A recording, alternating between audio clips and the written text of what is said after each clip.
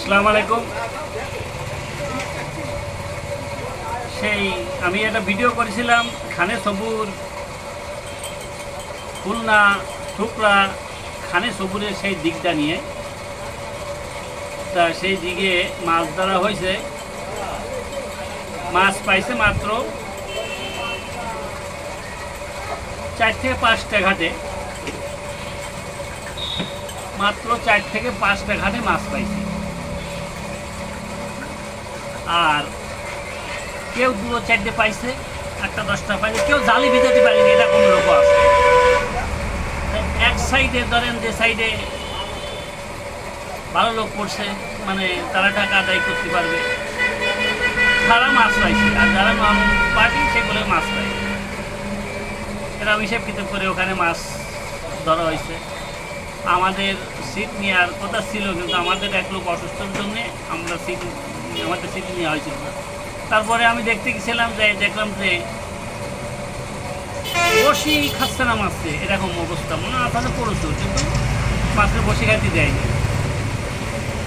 এরকম করলে আসলে হয় না। মানুষ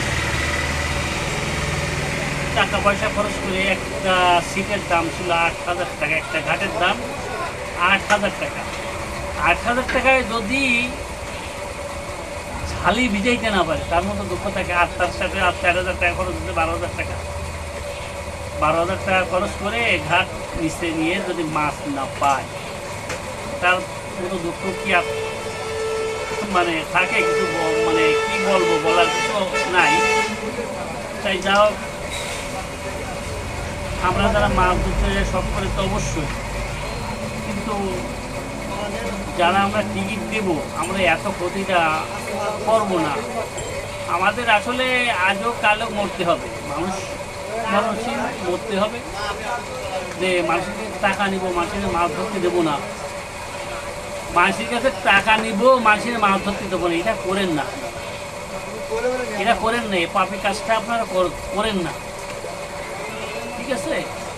যাও, এই যে আমি এখানে 4 আধা 7 বাকরের দোকান, যদি ভালো আমি মাছ ধরি, আমি যদি ভালো মাল দিতে পারি, আমার কাছে লোক আসবে। ভালো না দিতে পারলে আর লোক আসবে না। এই সেটগুলো বানিয়ে যে দেখেন, এই সেটগুলো দেখেন, একটু উমাচরণের সেটগুলো, একটু মোটা হলেও কিন্তু এর ধার আছে।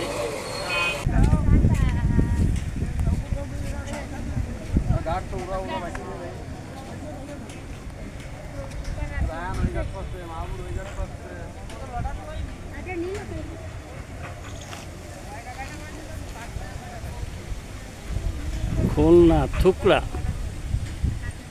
খানে সবুরের সেই দিক মাছ ধরা হচ্ছে।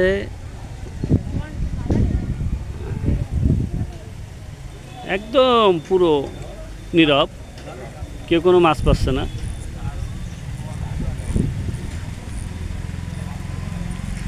কেউ কোনো মাছ পাচ্ছে না, একদম নীরব।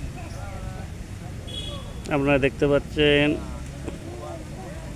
সেই খানে সবুরের দিক,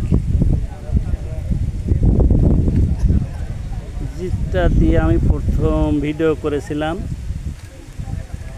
সেইখানে সবুর দিক নিয়ে।